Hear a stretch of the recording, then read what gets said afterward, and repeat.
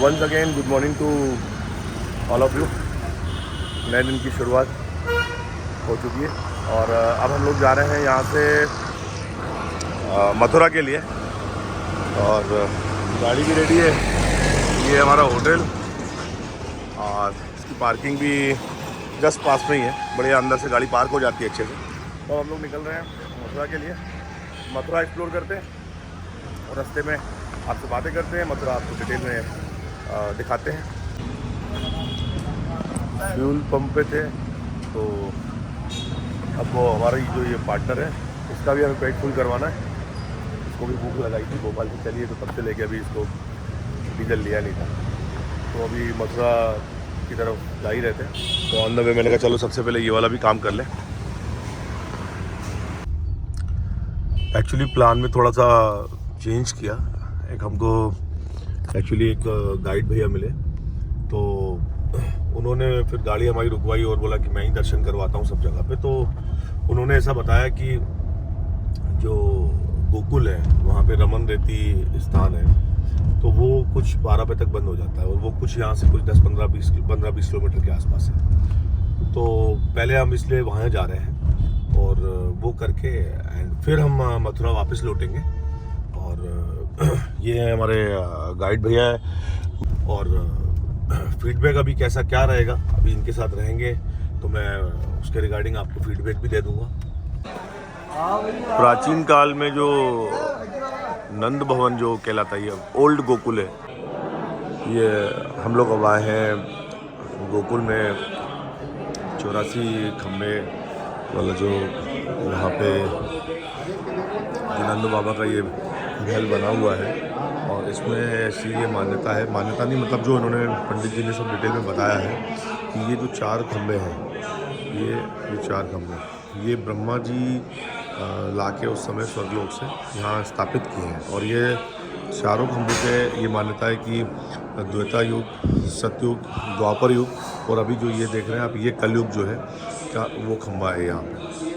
तो बड़ी अलग ही मतलब, और ये उसी ज़माने का, उसी वक्त का, ये उसी वक्त का कृष्ण जी का जो समय था, जो शायद 5000 साल या कितने साल पुराना, तो ये उसी समय के खम्भे हैं लाए हुए जो आज तक यहाँ पे ये स्थापित हैं। ये पूरा देख रहे हो आप, ये बड़ा क्लोजली देखो आप इसमें, तो एक अलग ही अनुभव है, एक अलग ही फील है।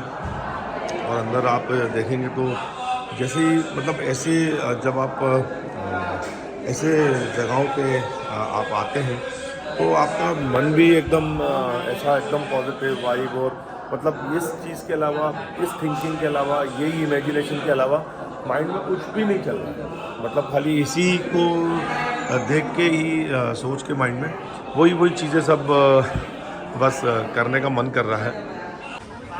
अब हम ये आए हैं एक जो स्थान है यहाँ पे रमन रेती, तो अब हम उसके दर्शन के लिए आए हैं। क्यों वो भैया कहाँ गए? भैया ये काय के लिए स्थान है? मतलब रमन रेती है भगवान की खेलन भूमि है, जहाँ भगवान 6 महीने का दिन और 6 महीने की रात बनाए हैं।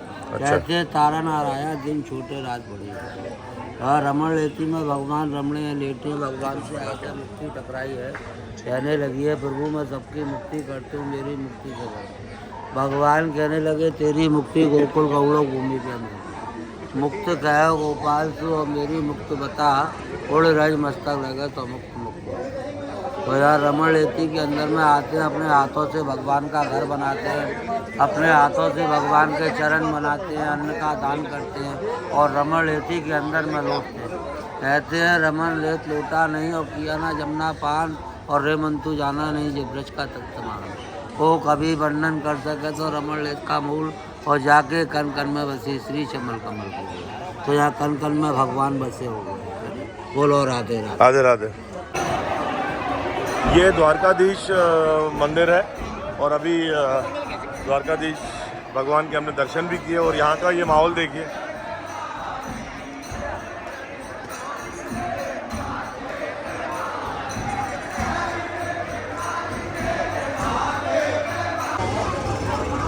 तो फिर अब हम अभी आए हैं यमुना घाट पे और यहाँ पे आचमन भी कर लें और फिर यहाँ से निकलेंगे हम आगे के लिए कि मथुरा में भी ये पूछना है कि मतलब मथुरा में ही है प्रॉपरली, लेकिन ये पूछना है कि और कुछ अगर सुविधा होगा तो पूछेंगे, तो फिर हम गोवर्धन परिक्रमा के लिए भी आगे बढ़ेंगे।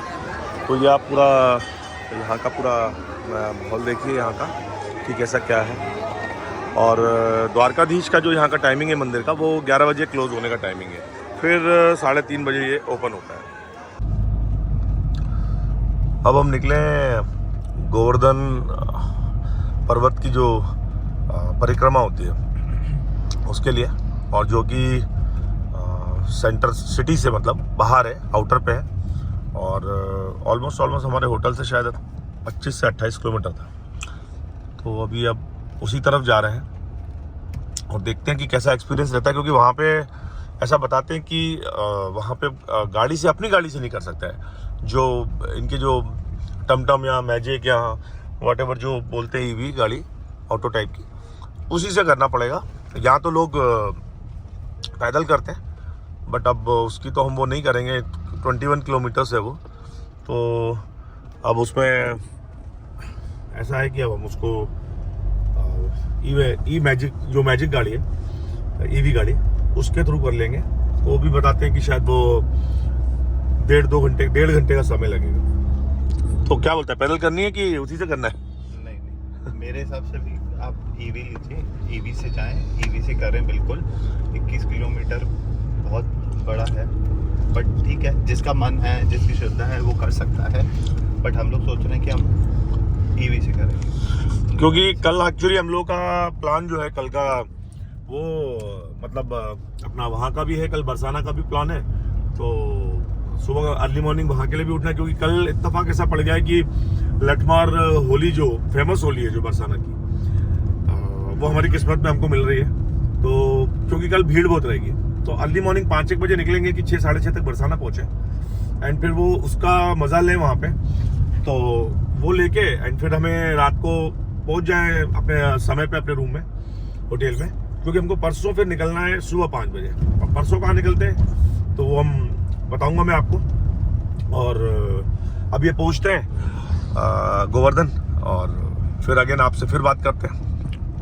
डाल देते हैं इसमें, हो गई सर। यही है गोवर्धन पर्वत के अब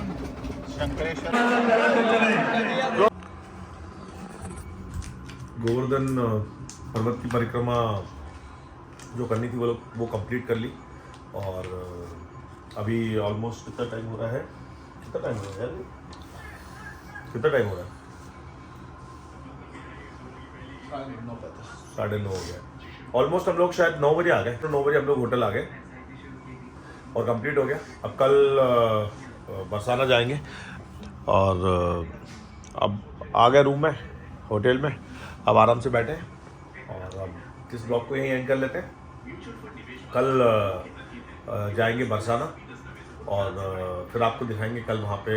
एक्चुअली वहाँ पे कल कोइंसिडेंटली लठमार होली का डे आ गया है, तो कल सुबह वहीं निकलेंगे, वहीं का प्लान है।